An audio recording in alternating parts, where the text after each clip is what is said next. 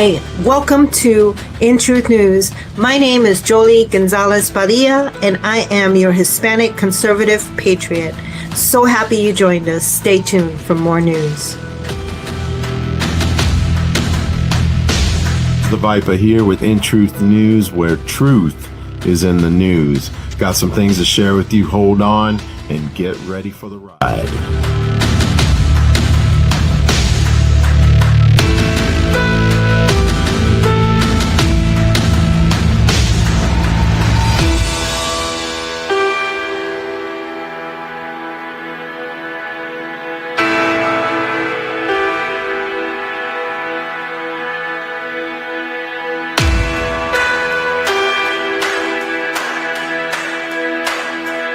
Hey, my name is Jolie Gonzalez Padilla. Welcome to another edition of Hispanic Conservative, a part of inTruthNews, where truth is in the news. You know, there's a saying in Spanish. It says, "A mí no me gusta el bochinche, pero me entretiene." Translation, I sure don't like gossip, but it sure is entertaining. And on that note, I got so much to share with you today. Stay tuned. These stories on Fani Willis just keep getting better and better. Better for the conservative side, obviously, but not so good for liberals.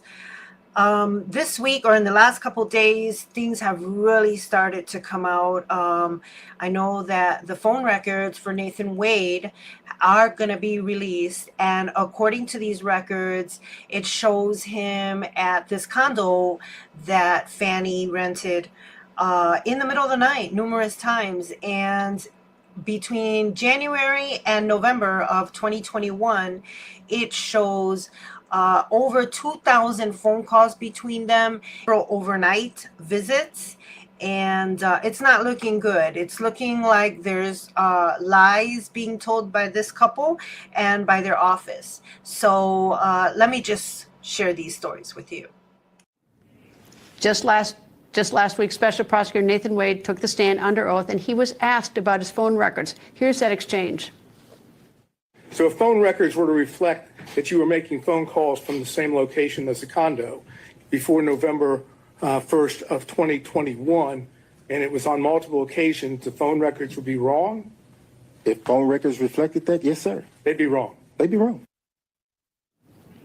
Former federal prosecutor, former assistant U.S. attorney for the Northern District of Georgia, Francie Hakes, and Gray Analytics vice president, general counsel, former U.S. attorney for the Northern District of Alabama, J. Town, joins me. Francie, you're shaking your head, so I'm going to start with you. Is Fani Willis going to survive this, assuming all this is true? Well, you know, Greta, she absolutely should not. Steve Sadow, who is a very veteran defense attorney I went up against many times, laid a very neat little perjury trap for Nathan Wade when he talked about the cell phone records. And you would think an experienced prosecutor like Fani Willis would have been worried that the reason Sadow was asking about those cell phone records was because he had Wade's cell phone records. And yet, she came bullying into the courtroom nonetheless, let him testify the way he did, denying the data that's obviously in the cell phone records. And then she proceeded to do exactly the same thing, denying that anyone but her daughter had ever spent the night with her. I think we may hear now, well, I don't consider 4 hours to be spending the night. I don't know how they're going to parse this, but she should definitely be disqualified. There should be an ethics complaint. She committed, in my opinion, perjury on the witness stand, as did Wade. They ought to be prosecuted, and they probably face disbarment.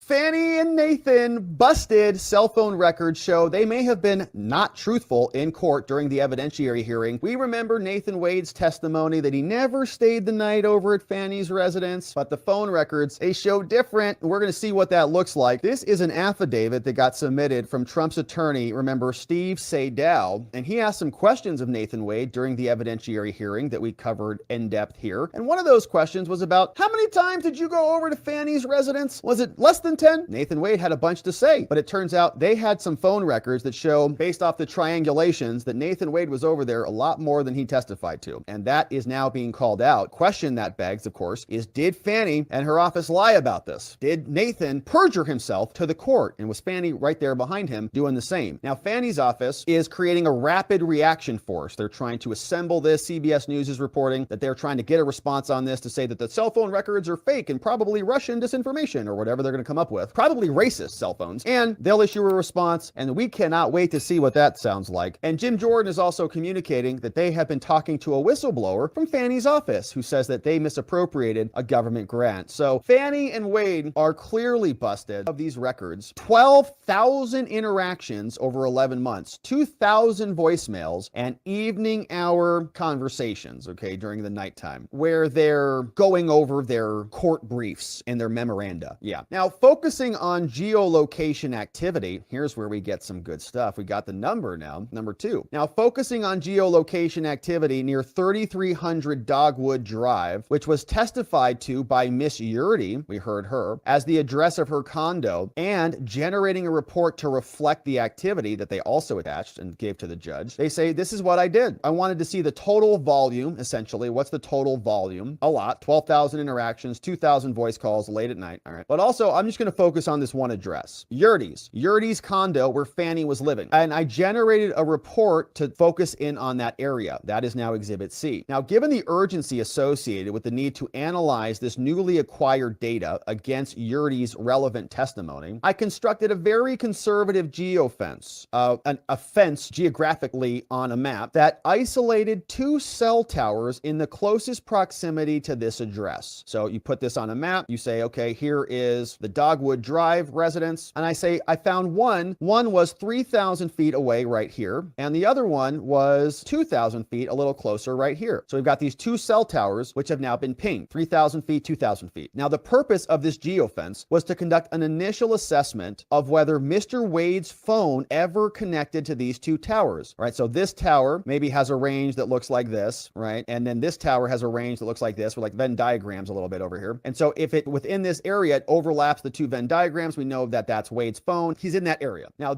a minimum, right, based on very conservative estimates, at a minimum 35. And he was being very conservative. He said that many times. What did Nathan Wade say? Do you remember his testimony on what he said when he was asked about this? This is from the evidentiary hearing. And this is when Steve Sadow was asking Nathan Wade about this specifically. Let's refresh our recollection here. Maybe it was my question was poorly worded. Let me try again. Your answer is yes. Prior to November 1st of 2021, you would have gone to the Hapeville condo and been there with Miss Willis, correct? Yes. And you would have been there, as you indicated, for many reasons, right? Yes. Can you give me just list a few of the reasons? Miss Yurdy resided there, went to visit her, maybe went to talk about a document that I received. You would go to the condo to talk about a document that you received? Absolutely. Okay. Any other reasons? None come to mind. None come to mind. No, sir. And would you say that was frequent? When I say frequent, do you think prior to November 1st of 2021, you were at the condo more than 10 times? No, sir. No more. 10 times. Yes, sir. So if phone records were to reflect that you were making phone calls from the same location as the condo before November 1st of 2021, and it was on multiple occasions, the phone records would be wrong? If phone records reflected that, yes, sir. They'd be wrong. They'd be wrong. Okay.